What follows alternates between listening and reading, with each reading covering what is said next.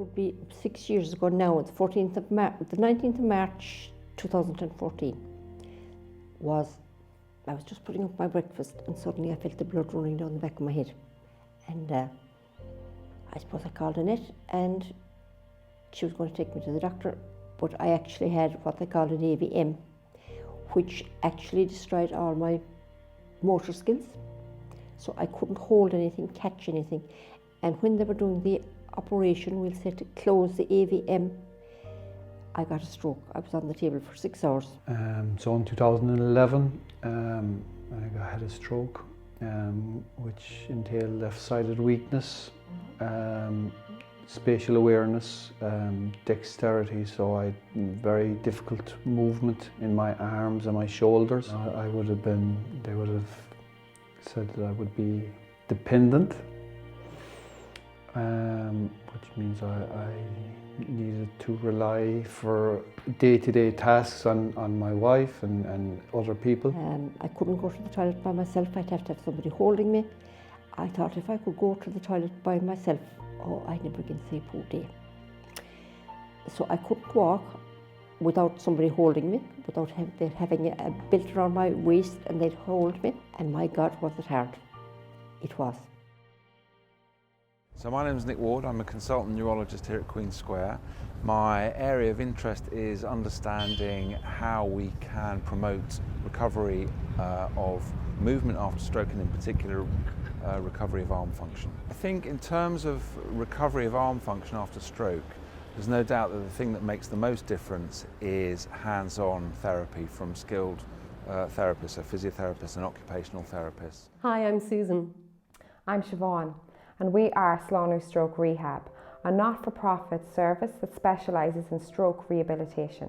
We focus primarily on upper limb rehabilitation, which is intensive training of the hand and arm that's affected by the stroke.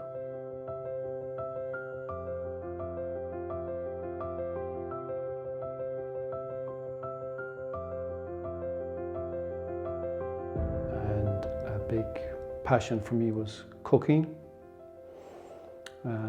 So I wanted to get to the stage where I was able to cook a meal for the family and for myself. And that involved using both hands. It can be frustrating, it can be extremely difficult, you can get extremely disheartened by it, but you have to be determined. Then we got in touch with, I suppose, Susan after maybe 2 years. And I was in a wheelchair at that stage. Now I can walk around the house without the aid of a cane. If I'm out, I have to use the cane. So that's my independence, because I can go downtown, I can do my own shopping, but it didn't come easily, it came with hard work. The doctors told me that after 2 years, what you hadn't improved after 2 years, that was going to be it. That's not true. One of my main goals was to get back up on the bike, get cycling, get out and active.